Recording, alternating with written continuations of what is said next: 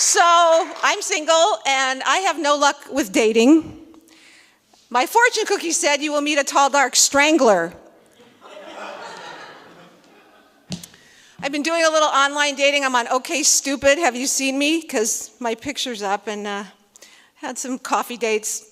Never heard from anybody again, but that's okay. Rejection is God's protection, right? We know this. The hell with them. Oh, hello. And if you don't want to date online, there's basically two ways to meet people, and they both stink. The first is blind dates, which are a disaster, or getting fixed up, which is just a blind date with witnesses. I dated an illegal alien for a while, but that was really inconvenient because wherever we went, he rode in the trunk of my car. I tried dating a younger man. We had nothing in common. He was way too young. I asked him where he was when the Berlin Wall came down. He was in amniotic fluid. I was dating a medical student. He was studying to be a gynecologist. It was the first time I'd ever been out with a guy who was actually interested in my period. So I thought that would work. And I think all my dating issues go back to my relationship with my dad. My mother was mean, but my dad just ignored me, which was better because first, do no harm, right? My dad was very interested in other people, not his own family. We were out to dinner one time, and my mother was choking, and I said, "Dad, Mom's choking. Tell that waiter to bring her a glass of water." And my dad said, "That's not our waiter." So here's a little song about my dad. When my dad died, we put his ashes next to the TV in the den.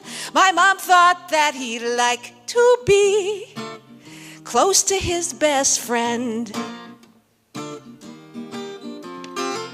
In his day, dads didn't parent that much. It was enough just to be the breadwinner. If he wanted to connect with my brother and me, he'd take us all out to dinner. He was a blue-collar guy in a white-collar shirt. In avoiding feelings, he made MVP. If he hadn't kept slipping me cash, I never would have known that he loved me. In World War II, he was stationed in Idaho, went to college to be an aeronautical engineer, ended up selling houses in the valley for over 25 years. He spent more time with my brother. I guess it was easier, 'cause he was a son. With me it was hi, how's it going? Sit down, bonanza has just begun. He was a blue-collar guy in a white-collar shirt. He loved to watch the NBA. And my TV's running day and night because I've got his DNA. His skills in the kitchen were zero.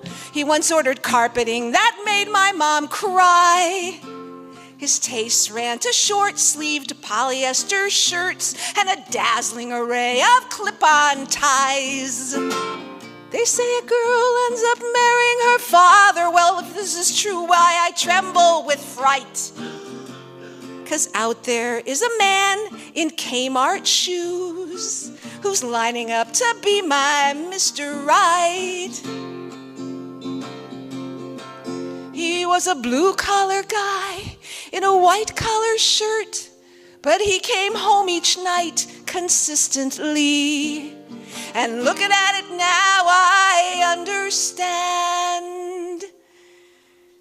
He ignored me lovingly.